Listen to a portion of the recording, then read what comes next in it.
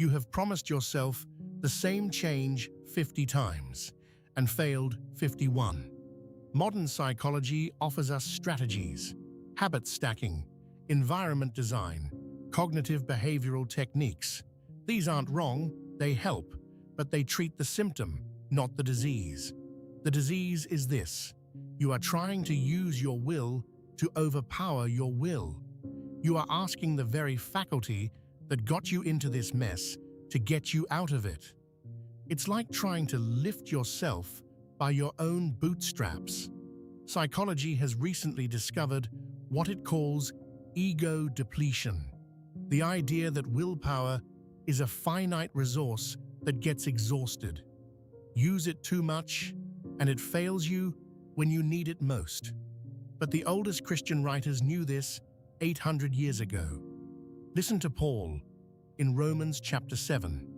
I do not do the good I want, but the evil I do not want is what I keep on doing.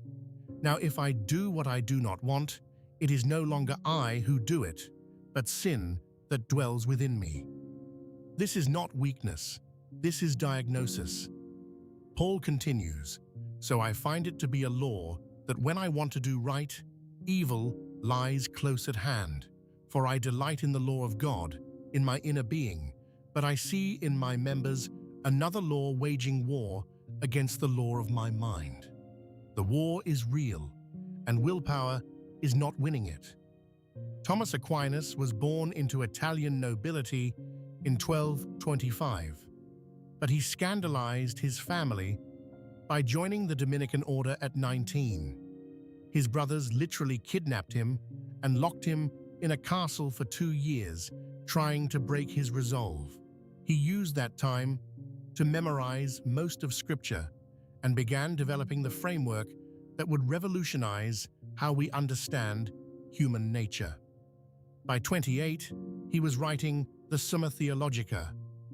But Aquinas wasn't writing for academics. He was writing for anyone trying to understand why being human is so difficult.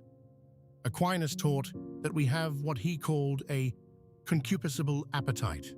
This is the part of us that wants what feels good right now. It operates below the level of reason. It doesn't care about your 5-year plan.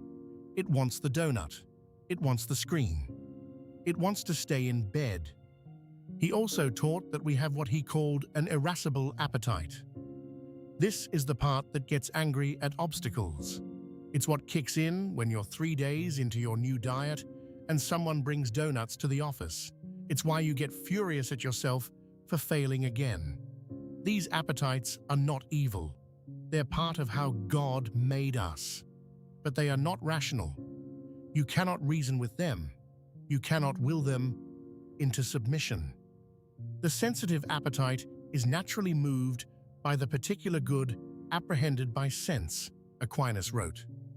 When you see the chocolate cake, reason doesn't stand a chance. The good of the human being consists in reason's rule over the passions, Aquinas taught. But here's what he understood that we miss. Reason doesn't rule through force. It rules through what he called virtue. Virtue, for Aquinas, is not moral heroism. It's training. It's the patient work of aligning our appetites with our reason through repeated practice. Virtue is destroyed by excess and defect, but preserved by the mean, he taught. This is why extreme measures always backfire. This is why crash diets fail, why extreme workout plans fail, why going cold turkey usually fails. You are not building virtue. You are declaring war on your own nature. Aquinas understood that lasting change happens through what he called habitus, stable dispositions formed through practice. Not willpower forcing compliance, but gentle repetition creating new pathways. Habits are formed by acts of the same species, he wrote. Small, consistent actions in the same direction. A little water continuously flowing wears away a stone, he observed. This is how virtue works. Not through heroic effort, but through patient formation. The Desert Fathers discovered this truth through brutal experience. They tried to fast their way to holiness.